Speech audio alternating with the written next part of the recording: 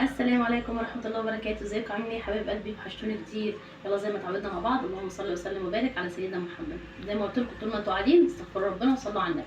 النهارده هنعمل مع بعضنا الرقاق، بما اننا هنسترجع العيد تاني فهنعمله مع بعضنا واحده واحده كده ونشوف حركاته وتكاته. ويلا ما تنسيش لو اول مره تشوفيني تشتركوا في القناه وتفعلوا الجرس، وما تنسيش تنزلوا اللايك وتقولي كومنت حلو زيي. وبالنسبه للناس اللي علقوا لي على المحشي، انا مش عارفه اشكركم ازاي، وكان نفسي ادوقكم والمحشي. الكل اللي قال لي عايزين ندوق المحشي، فان شاء الله المره الجايه نعمل حله العيله وندوق كل اللي علق على المحشي. كل سنه وانتم طيبين وصلوا على النبي، ويلا بينا نشوف هنعمل ايه. هنا بقى هنجيب اي حاجه عايزه انت تحطي فيها اللحمه او تعصجي فيها اللحمه.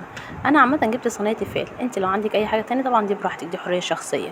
هنحط حته سمنه حلوه. بصوا يا جماعه، دي السمنه دي بلدي، يا سلام بقى لو شامين الريحه بتاعتها. المهم حطينا بقى حته سمنه وهنحط عليها حبه زيت ونسيبهم لما يسيحوا مع بعضهم كده. مجرد ما يسيح معانا هنكون بقى فارمين معانا بصلايه، وهنكون مقطعين فلفل الوان اهو. بص انا كده نزلت بالبصلايه مفرومه خالص، اللهم بارك، بجد جميله، يا سلام الريحه كده، عايزه اقول لكم بتعمل طشه ريحتها جامده. هنقلبهم كويس مع بعضنا. مجرد ما يتقلبوا كده وتحس ان البصلايه بدات يعني ميتها تدبل شويه، تروحوا نازلين عليها بقيه الخطوات بتاعتكم. بس خدي بالك، انا بحب اعصج اللحمه بقى ايه، احط الاول البصل، ما بحبش موضوع ان انا احط حته اللحمه الاول، اللحمه اللي معاكي بحس اللحمه مثلا لو فيها دهون ولا اي حاجه ممكن تسيح منك. اما تحط البصلايه الاول والحاجات اللي انت عايزه تزوديها ما بتفكش معاكي او بتسيح، يعني بتبقى ايه اللحمه معاكي زي ما انت حاططيها زي ما بتلاقيها. لو الدهون اللي فيها عاليه ما بتنزلش على طول. بصوا انا كده كنت مقطعه قرن فلفل الوان. الفلفل الالوان يا جماعه دلوقتي رخيص، اللي حابب يجيبه يعني، مش غالي زي كل مره. قرن فلفل الوان، فلفل احمر على فلفل اصفر على فلفل اخضر، اللي عندك حطيه، مش هنقولك لا والله. يعني لو عايزه بقى تدلعي عيالك كمان انزلي عليهم بايه، بحته جبنه رومي، يلا مش اشكال، ما بقى ادينا بنعوض العيد. المهم ادينا حمرتهم كده. مجرد ما يشوحوا معايا، خدوا بالكم انا بشوح بس، مش باخد الحاجه بنشفها قوي. شوحتهم مع بعض كده وهنزل باللحمه المفرومه. اللهم بارك كده. يلا زي ما انتي معايا تتفرجي معايا دلوقتي، الصينيه مش هجيبها الكلام ولا ايه يا جماعه، كل شويه تمشي. هحط اللحمه وهقلبها كويس. مجرد ما اللحمه تتقلب مع الفلفل مع البصل مع الفلفل الالوان ده، هنزل عليها بالجبنه الرومي. الجبنه الرومي دي جبنه مبشوره يا جماعه. هنقلبهم تقلبتين حلوين، يلا واقلب واقلب واقلب. مجرد ما بتقلبيها الجبنه الرومي بتسيح. بصوا اهو، قلبناها تقلبتين حلوين.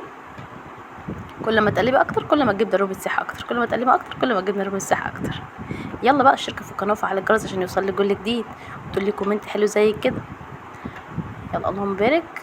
بصوا اهي اللحمه معانا والجبنه الرومي ساحت. بصوا انا بحاول اوريكم المطه بتاعت الجبنه الرومي، بجد كانت جميله اهو. بصوا هنقلبها كويس.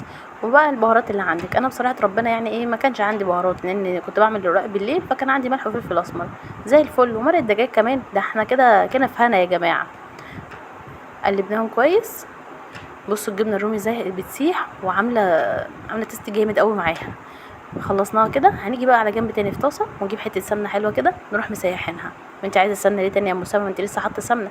السمنه دي عشان خاطر نغطي بيها الرقاق، مش هنكتر قوي السمنه لان معانا اللحمه واللحمه فيها دهون، فاحنا بنحاول نقلل شويه الدهون دي. مجرد ما السمنه ساحت هنروح ركنها على جنب، ونيجي بقى نشوف هنعمل ايه تاني. هنصلي على النبي ونذكر ربنا ونصلي على النبي ونسبح ربنا كده واحنا قاعدين. يلا اللهم صل وسلم وبارك على سيدنا محمد. هنا الشوربه كنت انا مجهزاها واللحمه معصجاها كده تمام. هجيب بقى ايه التركايه الجامده دي، معايا حبه الشوربه هروح مزوده عليهم علبه زبادي. هتحطي علبه زبادي في الشوربه وتقلبيهم كويس بالمضرب عشان تفك معاكي. بصوا ادي قلبتهم اهو. هنقلبها كويس عشان خاطر الزبادي دي طراوه وبتخلي الرقاق معاكي طري كده، بجد اللهم بارك بيخليه في حته تانية خالص. جربي الرقاق من غير الزبادي وجربيه بالزبادي وشوفي ايه رايك، وقولي لي ايه رايك في التعليقات بقى. اهو هنجيب الصينيه. انا عايزه اقول لكم ان النور قطع في الوقت ده، فمعلش بقى لو الاضاءه مش حلوه استحملوني. احنا استحملنا 3 ساعات ونص اقسم بالله في النور وهو قاطع كده وفي الحر، اللهم اجرنا من النار. بجد يا جماعه انا مش عارفه الناس اللي عايشه من غير كهرباء واللي بيحصل مثلا في فلسطين وفي غزه والنور على طول مقطوع، بجد ربنا معاهم يا رب، اللهم انصرهم. هنجيب بقى ايه، حطينا حبه سمنه من تحت في الصينيه وهنروح جايبين الرقاق. طبعا كلكم اساتذه بس يعني ايه كل واحد ليه حركاته. هنقلب الرقاق من الناحيه اليمين ومن الناحيه الشمال، هنسقيها بالشوربه اللي هو ايه تنسيمه بس كده. بعد ما نسيناها، بصوا خدوا بالك الرقاق ده على فكره يا جماعه احنا عاملينه في البيت، هتحس باشكاله اشكال هندسيه مش مظبوطه يعني، بس حلو احسن من ما نجيبه من بره. احنا قلنا عايزين نوفر يا جماعه. الكيلو كان السنه دي ب 45 جنيه وب 40 جنيه وب 50 جنيه. احنا عملناه في البيت كان الكيلو دقيق بكام؟ ب 17 جنيه. اهو هنعملها كده. انا بحب احط 3 من تحت و3 من فوق، ما بحبهاش تبقى تقيله قوي. في ناس بتعملها 4، دي حريه شخصيه على حسب ما انت متعوده. هي 3 من تحت و3 من فوق. وما بحطش السمنه ما بين كل رق ورق لان الزبادي بيغني عن السمنه خلاص. اهو هعملها الناحيه دي. معلش اعذروني بقى في الاضاءه عشان بجد والله كان النور قاطع، صدقوني ربنا يرحمنا يا رب. هنبلها واحده واحده كده ونروح حاطينها. واحنا بنحطها بقى كده مجرد ما حطينا الرقاق 3 رقات من تحت هنروح نازلين عليهم بالسمنه. حبه سمنه صغيرين، انا مش عايزه سمنه كتير يعني، حاجه بسيطه كده بس. هتلمعها وهتخليها برضو تبقى كويسه من جوه وطريه. بعد كده هنكون جايبين اللحمه اللي احنا معصجينها بتاعتنا، وزي ما قلنا اللحمه معصجينها بصلايه قرن فلفل الوان حلوين، تحطوا على النار وبعد كده تنزلي عليهم باللحمه.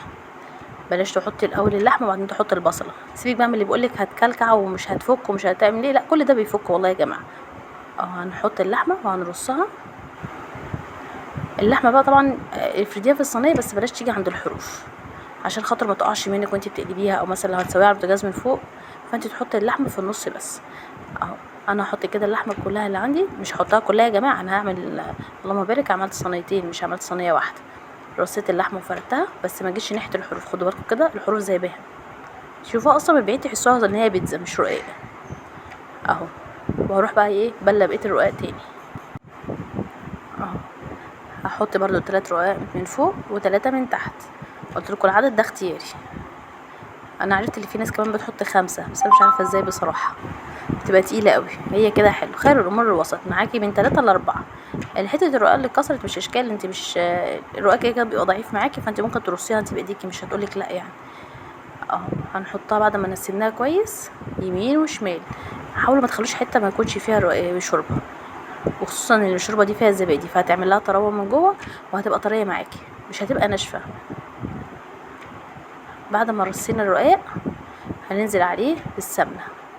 احنا رصينا كده 3 رقاقات، هنزل عليها بالسمنه اللي احنا مسيحينها على الوش زي ما قلت لكم، حاجه بسيطه.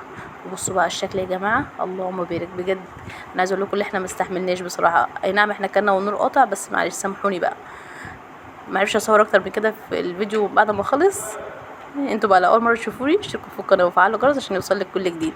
قولي ايه رايك في الطريقه بتاعتي، ولو بتعملوا الرقاق بطريقه مختلفه عرفيني. والسلام عليكم ورحمه الله وبركاته.